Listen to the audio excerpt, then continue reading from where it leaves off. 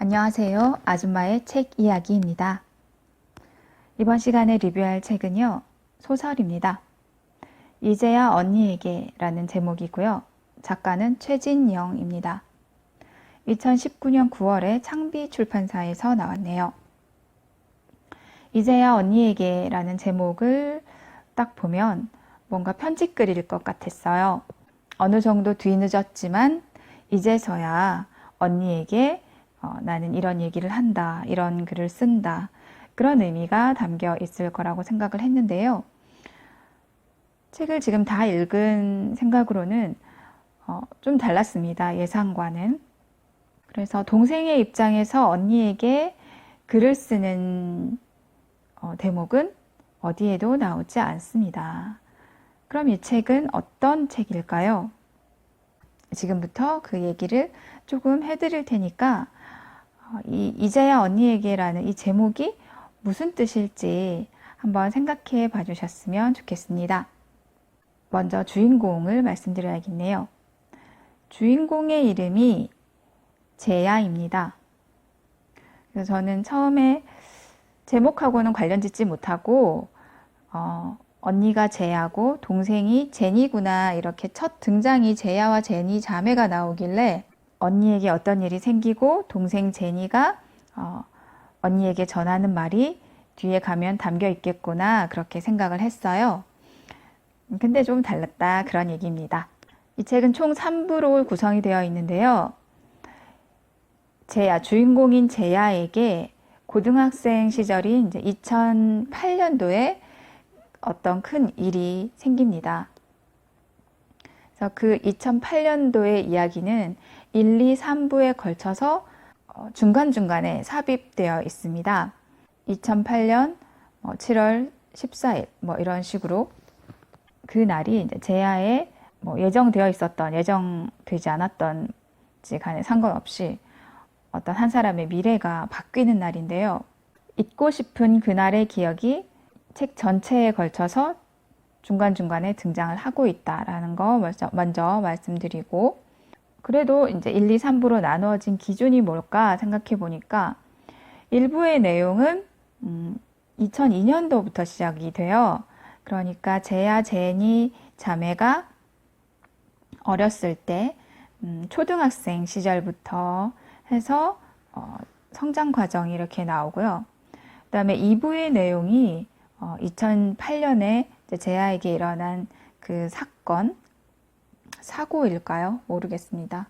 그 사건을 중심으로 그때 일어났던 이야기가 나오고요. 그리고 3부에 가면 현재의 이야기로 와서 이제 성인이 된 제야의 이야기까지 나옵니다. 책을 처음 펼쳐서 이제 읽기 시작했을 때 만나는 문장은 이겁니다. 2008년 7월 14일 월요일. 끔찍한에는 그 줄, 취소 표시하는 그 줄 있죠. 쫙 그어진 표시가 있고요. 그리고 두세 줄 정도 띄어져 있고, 오늘을 찢어버리고 싶다, 이렇게 적혀 있습니다. 아마도 2008년 7월 14일의 일기인 것 같아요. 이 책은 일기가 종종 등장합니다. 날짜가 계속 나와서 챕터를 나누는 게 날짜 기준이긴 한데요. 이 날짜가 나와 있다고 해서 그날의 일기가 적혀 있는 건 아니고요. 그날에 일어났던 이야기들이 그냥 소설처럼 적혀 있기도 합니다. 그래서 일기는 제야의 일기가 나오고요. 그래서 이게 첫 페이지였고, 그 다음 페이지로 가면 2008년 7월 28일 월요일이라는 이렇게 날짜가 적혀 있는데요. 그런데 밑에 읽어보면 일기는 아니에요. 그 부분을 읽어볼게요. 9페이지입니다. 11살 되면서부터 제야는 하루 2번 일기를 썼다. 하나는 선생님께 검사받는 일기, 다른 하나는 오직 자기만 보고 간직하는 일기. 보여주는 일기에는 매일 비슷한 내용을 썼고 때로는 거짓을 지어서 썼다.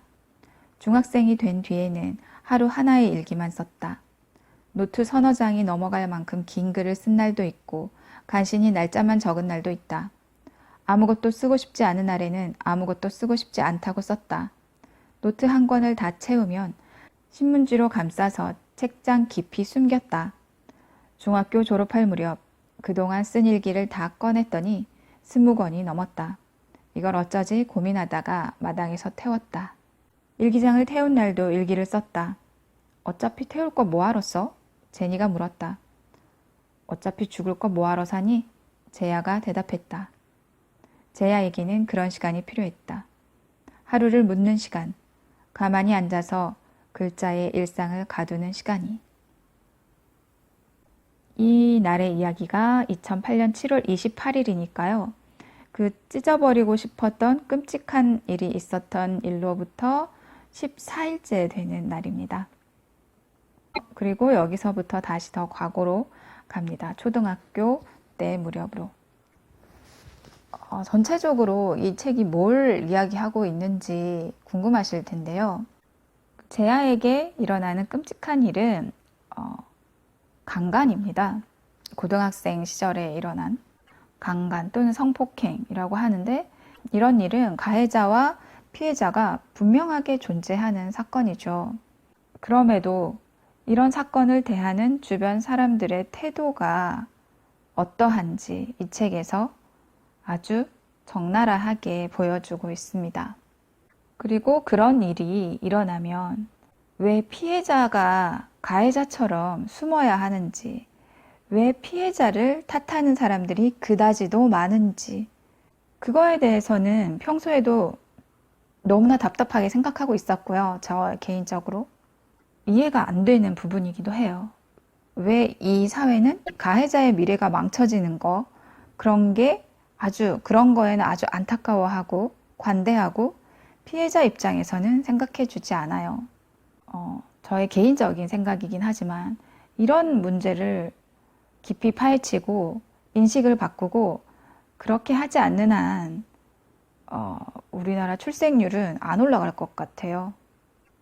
그냥 무조건 젊은 여자들이 왜 애를 안 낳아? 뭐 이런 얘기만 하잖아요.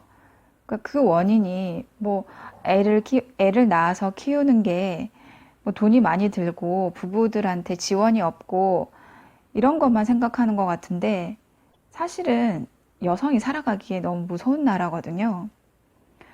실제로 무슨 통계에서 우리나라 여성, 특히 젊은 여성일수록 이 나라를 떠나고 싶어 하는 사람이 많다. 제가 통계 숫자는 뭐 기억이 안 나는데 그게 높다는 얘기를 들었어요. 그런 원인을 분석을 해야 아이들도 많이 태어날 건데 너무 수박 겉핥기만 하고 있지 않나, 그런 생각이 듭니다. 그리고 이제야 언니에게라는 이 책은요, 그루밍 성범죄를 들어보셨는지 모르겠는데 그런 걸 다루고 있어요.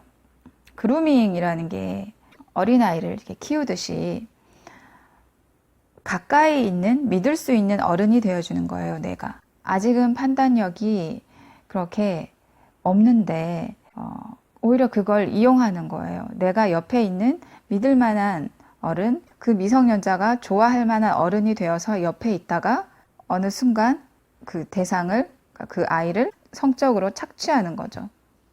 제야 제니 자매는요, 초등학교 때 처음으로 당숙이라는 사람을 만납니다. 제야 제니 자매의 고향 마을이 뭐 어딘지 지명은 나와 있지 않지만 도시는 아닌 것 같거든요. 아주 번화한 도시는 아닌 것 같고, 뭐 소도시나 농촌인지는 모르겠어요. 하여튼 그런 곳인데, 처음으로 당숙을, 이 사람이 당숙이구나 라고 알게 되는 때가 초등학생 때예요. 그리고 이제 자라면서 이제 제야 제니 자매가 중학생도 되고 고등학생도 되고 이렇게 자랄 거 아니에요. 자라면서 늘 주변에 보이는 어른인 거죠. 친척이기도 하고, 또 우리 집에 와서 우리 엄마 아빠랑 뭐 같이 얘기도 나누고 뭐 술도 한잔 하기도 하고, 친척 모임만 있으면 가보면 항상 있는 그런 사람. 그리고 길거리에서 이제 우연히 만나면, 얘가 학교를 갔다 온다던가 뭐 학원을 갔다 온다던가 그런 때 우연히 만나면 재아야 뭐 제니야 부르면서 용돈도 이렇게 척척척 주고 주변에 있는 그런 사람이에요. 그리고 제아가 또 학교 가려고 버스 정류장에 서 있으면 종종 나타나서 차에 태워줘서 학교에 가기도 하고. 그래서 이 제아의 입장에서는 그냥 한 동네에 살고 있는 친척 어른이라는 생각을 갖고 있습니다. 그런데 어느 날, 그러니까 그 어느 날이 이제 재하가 고등학생이 되었을 때죠. 재하는 여전히 당숙을 어른으로 믿고 있지만 이 당숙은 어느 순간 어느 한 기회가 주어진 거예요. 그러니까 이 아이를 여자로 보는 거죠. 그때 재하에게 이런 일이 생기고요. 그 이후가 문제입니다. 나쁜 일은 누구에게나 생길 수 있습니다. 하지만 그 나쁜 일을 당한 사람을 비난해서는 안 된다고 생각해요. 하지만 재하의 생각과는 다른 방향으로 일이 흘러갑니다. 엄마를 비롯해서 그 집안의 뭐 할머니나 뭐 그런 여자분들은 너만 알고 있어라. 그걸 떠벌리지 마라. 너만 손해다. 이런 식으로 숨기려고 들어요. 그리고 남자 어른들 사회에서는 어떨까요? 오히려 당숙이 뭐 그 마을에서 큰 일을 하는 사람인데 돈도 많이 벌고 재하의 부모나 뭐 그 지역사회 사람들에게 일자리도 제공하고 사장님인데 여자애 하나 때문에 인생 망치면 안 된다. 이런 식으로 돌아갑니다. 그래서 결국 가해자의 미래는 하나도 바뀌지 않아요. 그래도 재하가 큰 용기를 내서 경찰서까지 가지만 왜 이렇게 아이가 깨끗하냐? 강간을 당했는데 왜 이렇게 멍든 데도 없냐? 정말 무서웠다. 이런 얘기가 먹히지 않습니다. 증거가 없다는 거예요. 그 일이 나의 몸에 일어난 게 너무 싫어서 열심히 씻었더니 왜 씻고 왔냐? 그러면서도 또 산부인과는 또 찾아갔니? 참 영악하다. 이렇게 되는 겁니다. 그러면 재하가 다니는 학교나 그 지역 사회에선 이제 소문이 돌겠죠. 걔가 공부 잘하고 똑똑하고 뭐 예쁘고 그런 줄 알았더니 그런 애였네. 이렇게 되는 거예요. 정말 화나는 이야기죠. 이 책을 읽으면 속으로는 화가 나는데요. 그나마 이 책의 어조가 재하의 이제 관점으로 되어 있기 때문에 어조가 그래도 그나마 담담해요. 그러니까 어조가 그렇다는 거지 이 아이의 심리 상태가 그렇다는 거 아닙니다. 이 아이는 정말 힘들어 합니다. 그리고 결국 그 마을을 떠나서 살게 돼요. 그래서 미래가 바뀐 건 피해자인 거죠. 원래 하려던 그런 계획들, 자기가 꿈꿨던 미래, 혹은 꿈꾸진 않았지만 이렇게 될지도 몰라 그런 가능성이 있던 미래들이 송두리째 바뀌는 경험을 하게 됩니다. 오랜 친구들도 잃었고요. 학교 방송반에서 뭐 글도 쓰고 그렇게 하고 싶었는데 그것도 못하게 됐고요. 친동생인 제니 그리고 사촌동생인 승우, 어린 시절 늘 함께 했던 승우와도 예전과 똑같이 지낼 수가 없습니다. 그래서 엄마 친구인 이모네 집에서 둘이 살아요. 그렇게 살다가 재하가 조금씩 마음을 추스리면서 고등학교 검정고시, 그러니까 고등학교 졸업이겠죠. 졸업하는 그 자격을 얻는 검정고시도 보고 제니가 대학에 들어갈 그때에 이제 얘도 대학 시험을 봐서 대학에 들어가게 됩니다. 그래서 3부로 가게 되면 이제 성인이 되어서 대학생이 된 재하가 나오는데 재하가 이제 같이 서울에서 살게 됩니다. 하지만 재하는 모든 걸 잊고 살 수 있을까요? 과연 그럴 수 있을까요? 과거가 있어야 지금의 내가 있는 거잖아요. 그래서 안 좋은 일이 있었던 그 과거도 내 과거잖아요. 너무나 쉽게 주변 사람들은 잊으라고 하는 것 같은데 그런 일은 있을 수 없다고 봐요. 재하 역시 그렇게 얘기하고요. 그런 일이 있는 나지만 그대로 인정받고 살 수 있게끔 그렇게 돼야 되는데 하지만 끝까지 발목을 잡습니다. 어디를 가도 재하를 아는 사람은 있겠죠. 세상이 좁잖아요. 그러면 또 소문이 퍼지고요. 어디를 가도 도망갈 수가 없습니다. 그래서 그대로 인정하고 살 수 있게 해줘야 되는데 그렇지 못하는 삶을 계속 살다 보니 제아는 자꾸만 피폐해져 갑니다. 그래서 대학도 이제 마치지 못하게 되고요. 그래서 현재로 오는데 지금의 제아는 어디에 있을까요? 그런 의문이 남습니다. 하지만 쉽게 자신을 포기했다거나 삶을 놨다거나 그렇지는 않습니다. 제아는 강한 사람이에요. 그리고 2008년에 그 일이 자신에게 일어났을 때도 주변 어른들의 말을 듣지 않고 경찰서를 찾아갈 용기를 냈던 이유도 내 미래를 위해서였거든요. 자신한테 일어났던 일은 그 다음에도 일어날 수 있죠. 제아에게는 제니가 있잖아요. 당숙이 자신한테 그런 일을 했고 자기가 침묵한다면 제니에게도 똑같은 일이 벌어질 수 있다는 것을 이 언니로서의 제아는 너무나 잘 인식을 하고 있었던 겁니다. 그리고 2014년의 현재 시점에 제아는 어딘가 다른 곳에서, 한국이 아닌 다른 곳에서 자신에게 일어난 일을 잘 통하지 않는 언어라 할지라도 얘기하면서 살아갑니다. 그렇게 끝이 나요. 저는 결말 또한 바람직하다고 생각합니다. 만약에 이 책이 제목에서 살짝 제가 이런 건가 생각했던 것처럼 제아가 삶을 놓아버리고 제니가 언니한테 쓰는 글이었다면 너무 싫었을 것 같아요. 이 책 왜 읽었지? 후회했을 것 같아요. 하지만 제아가 그런 과거를 그대로 인정하고 그런 나를 인정하고 여전히 오늘도 힘들지만 열심히 살고 있다는 게 너무나 좋았습니다. 그래서 이 이제야 언니에게라는 제목을 다시 한번 생각해 보니까 아마 제아의 성도이시겠죠? 여기 이제야 언니에게니까요. 이제 와서 언니에게, 이제서야 언니에게 이런 의미도 있을 거고요. 또 주인공의 이름이기도 할 거고요. 그리고 제야의 종소리 할 때 그 제야라는 이름이기도 하잖아요. 제야의 종이 그거잖아. 여기서도 종 얘기가 나오긴 하는데 제목을 염두에 두고 그 이야기를 쓴 것 같아요.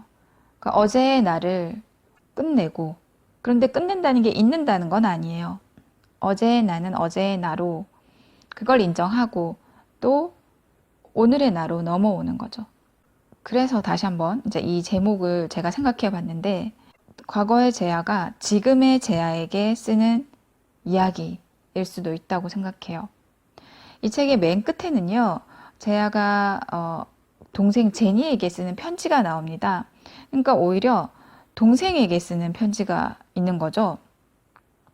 그렇지만 여전히 제목이 이제야 언니에게일 수밖에 없는 거는 이 이야기 전체가 지금의 제아에게, 예전보다는 조금 언니가 된 지금의 제아에게 우리가 여기 있다고, 너는 잘하고 있다고 얘기해주는 그런 이야기인 것 같습니다.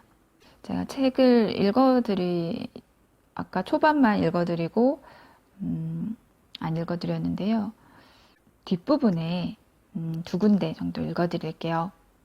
제아가 오랫동안 이제 집을 떠나서 살고 있다가 2014년에 다시 고향집으로 아주 오랜만에 돌아가 보는데요. 고향에 가면 당연히 그 당숙이라는 사람이 있겠지요.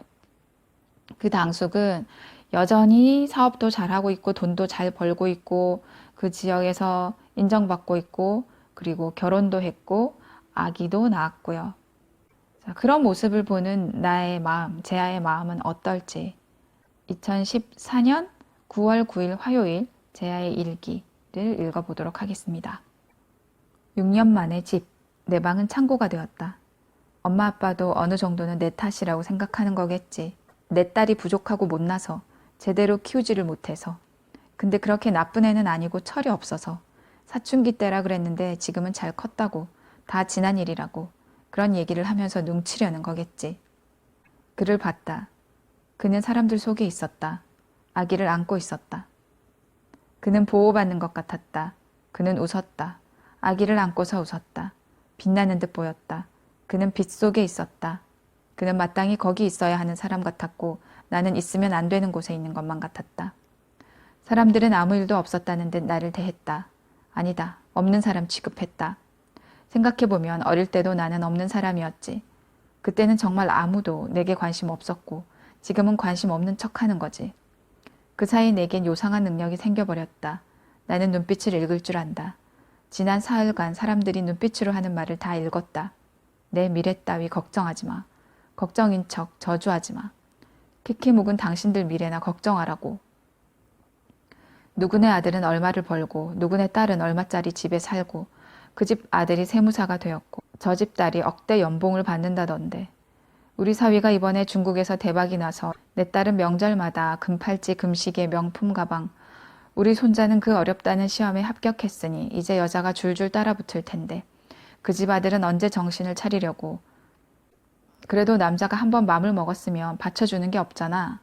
돈이 있나 학벌이 좋기를 하나. 아무나 만나서 결혼부터 해야.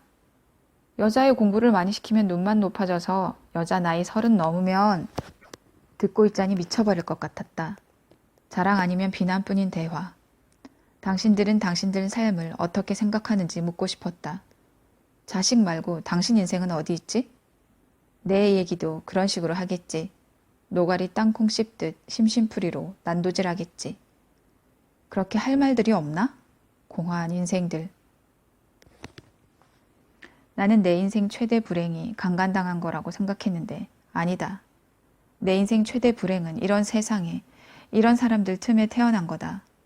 이런 사람들에게 어른이라고 고개 숙여 인사해야 하고 어른이 하는 말이니까 들어야 하고 그러지 않으면 싹수가 노란 거고 애당초 글러먹은 애가 되는 거고 당숙이 악마여서 나를 강간한 게 아니다. 여기서는 그게 강간이 아니니까 강간한 거다. 당숙이 당당한 건 가해자면서 희생자인 척 구는 건 이 세계에서 아주 당연한 문법인 거다. 여기 사람들은 강간이나 성폭행의 의미를 모른다. 남자가 꼴리면 그럴 수도 있는 짓만 안다. 돈이 많으면 돈도 많은데 무슨 대수냐. 궁핍하면 불쌍하니까 눈 감아주자. 돈이 적당히 있으면 먹고 살만해서 잠깐 딴 생각을. 그러므로 이곳에서 남자는 언제나 그럴 수 있다. 지구 어딘가에는 아직도 여성 할례가 있다고 들었다. 더럽고 불경하다며 생리하는 여자를 격리한다고 들었다. 여자를 재산 취급한다고 들었다. 결혼 지참금이 적다고 여자를 학대한다고 들었다. 여기 사람들에게 그런 얘기 해주면 뭐라고 할까? 어떻게 그럴 수 있느냐고 기겁할까? 우리는 뭐 다르나? 대한민국은 달라? 내 아들이 한 달에 걷어들이는 돈이 얼만데 젊어서 여자애 하나 건드린 게 무슨 대수냐고 말하는 이 땅은. 야만인들, 파렴치한들. 그날 그 일이 없었다면 나는 분명 지금과는 다른 삶을 살고 있을 것이다. 그날 그 일이 없었어도 그는 분명 지금과 같은 삶을 살고 있을 것이다. 잊었어요? 저 사람이 나 강간했잖아요. 말하니까 다들 얼어붙었다. 불편해했다. 혀를 찼다. 남사스럽게 저런 말을 어떻게 저렇게 염치 없게 할 수 있느냐고 말했다. 벌레 보듯 나를 봤다. 난 벌레가 아니다. 인간이다. 나도 부끄러움을 안다. 나는 부끄럽지 않다. 어떠세요?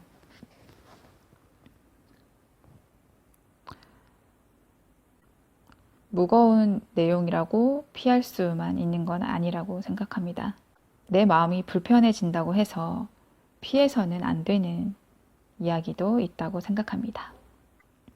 조금 더 뒤로 넘어가서요. 거의 맨 끝부분에 이제 마지막에 제야가 해외에 다니면서 그러니까 외국에 정착을 해요. 그러니까 완전히 정착하는 것도 아니에요. 그러니까 조금씩 몇 년씩 살면서 그곳에서 일을 하고 사회에서 생계를 유지해 나가면서 제야는 현재를 그렇게 살고 있는데요. 동생 제니에게 보내는 편지가 이 책의 마지막에 나옵니다. 긴 편지인데 그 중에 이제 일부분만 읽어보겠습니다. 226페이지에서 227페이지까지 걸쳐 있는 부분입니다. 여행하는 동안 나를 둘러싼 공기를 생각했어. 볼 수도 만질 수도 없는 유령 같은 공기가 가진 힘에 대해, 그 힘을 만들어내는 또 다른 힘과 작용들에 대해, 나는 나를 무엇이라고 생각하는지, 나는 어떤 힘에 둘러싸여 있는지, 나는 어린 여자애여서 무시당했다가 젊은 여자여서 의심받고 늙은 여자여서 무시당하게 될 거야. 하지만 어릴 때 너와 승호와 함께일 때 나는 달랐어. 강릉 이모와 함께일 때도 나는 달랐지. 나는 그냥 나였어. 나를 주장하거나 증명할 필요도, 나를 부정할 필요도 없었어. 여행을 끝낸 뒤 달아나려는 마음을 다잡으려고 집 근처 카페에서 이 편지를 쓴다. 제니야, 당분간 너를 만날 수 없을 것 같아. 얼마나 걸릴지 모르겠다. 나는 아무도 용서할 수 없고 용서할 수 없는 사람들 틈에서 나를 기만하면서 살기도 싫어. 내게 일어났던 일을 부정하고 싶지도 않아.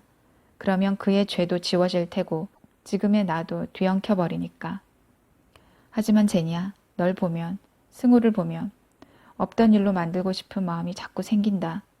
잊기 위해 노력해야 할 것 같은 마음 말이야.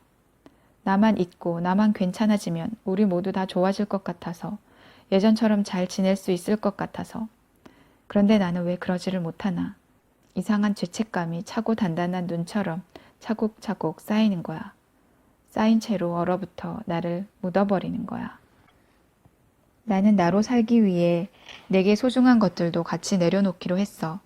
시작한다는 건 그런 거야. 내게 좋은 것만 쥐고 싫은 것은 버리고 그럴 수는 없어. 여행하는 동안 사랑하는 사람들 소중한 기억을 떠올리려고 애썼어. 떠오르는 것마다 메모했고 곰곰이 생각했어. 내게 이 사람이 없어도 되는가? 이 모든 것을 버릴 수 있는가? 그럴 수 있어. 난 영이 될 수 있어. 제니야, 나는 아프지 않으려고, 다치지 않으려고 최선을 다하며 살 거야. 그 사람보다 오래 살아야 하니까. 그보다 훨씬 건강하고 멀쩡하게 살면서 그가 죽는 날까지 그의 죄를 확인시킬 거니까. 언젠가 그가 한없이 초라하고 나약해지면 갚아줄 거니까. 어떤 방식으로 갚을지는 아직 모르겠다. 그때 내가 어떤 사람인가에 따라 달라지겠지. 날 나쁘다고 생각해도 돼. 얼마든지 미워해도 돼. 너는 날 원망하면서도 응원할 유일한 사람이니까. 나는 좀 더 멀리까지 가고 싶다. 내가 무엇을 원하는지, 무엇을 할 수 있는지 알고 싶어. 나를 견디지 않고 나와 잘 살아보고 싶다. 2014년 11월 7일 언니가.